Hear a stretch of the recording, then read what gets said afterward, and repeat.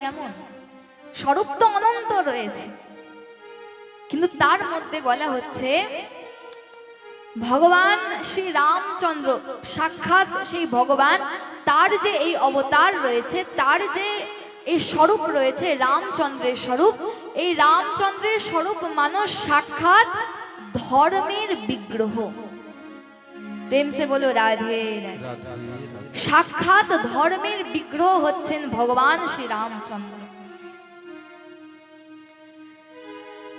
ধর্মের 10টি লক্ষণ বলা হয়, খুব মন দিয়ে শুনবেন এই কথা। ধর্মের কয়টি লক্ষণ? 10টি লক্ষণ রয়েছে ধর্মের। তো প্রথমে 10টি লক্ষণের কথা শুনি, তারপর আমরা পরবর্তী কথায় যাব। 10টি লক্ষণ কি কি তা শুনি আগে। ধর্মের 10টি লক্ষণ কি কি না বলা হচ্ছে ধৈর্যম, ধৈর্য। প্রথম লক্ষণ হচ্ছে ধর্মের প্রথম লক্ষণ কি? ধৈর্যম, ধৈর্য।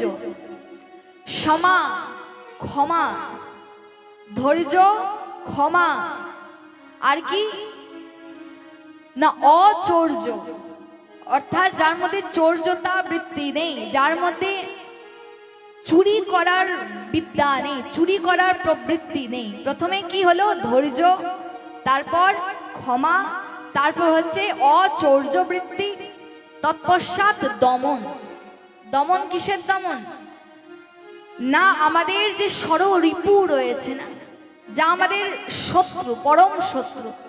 আমরা তো মহারাজ বাইরের কারা শত্রু রয়েছে তাকে দমন করার জন্য বেরো, এখানে বাইরের শত্রুর দমন করার কথা বলা হচ্ছে না। আমাদের অভ্যন্তরে যে শত্রু বসে রয়েছে, বিরাট শত্রু আমাদের, একটা নয় 6টা শত্রু, কাম ক্রোধ লোভ মোহ মদ মাৎসর্য, এই 6টা শত্রুর দমন, ষড়রিপুর দমন। রিপু কথার অর্থ হচ্ছে শত্রু।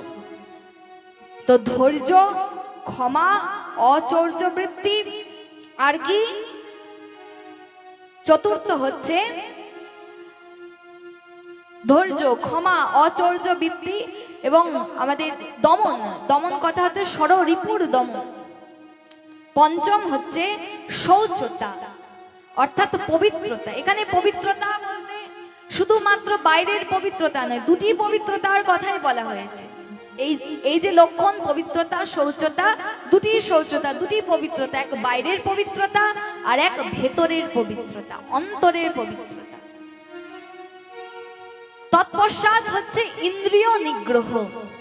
ইন্দ্রিয় নিগ্রহ কাকে বলে? না নিজের ইন্দ্রিয়কে বশীভূত করা। আমাদের যে ইন্দ্রিয়গুলি রয়েছে, ইন্দ্রিয়গুলি কতগুলি ইন্দ্রিয় রয়েছে আমাদের? আমাদের 11টা ইন্দ্রিয় রয়েছে, 11 ইন্দ্রিয়। 5টি কর্মেন্দ্রিয়, 5টি জ্ঞানেন্দ্রিয় এবং একটি অন্তর ইন্দ্রিয় রয়েছে। পঞ্চকর্মেন্দ্রিয় কি কি? হস্ত পদ বাক উপস্থ পায়ু। আর পঞ্চ জ্ঞানেন্দ্রিয় রয়েছে চক্ষু, কর্ণ, নাসিকা, জিহ্বা, ত্বক। আর একটি অন্তর ইন্দ্রিয়। অন্তর ইন্দ্রিয় কি? অন্তর ইন্দ্রিয় কি? আমাদের মন।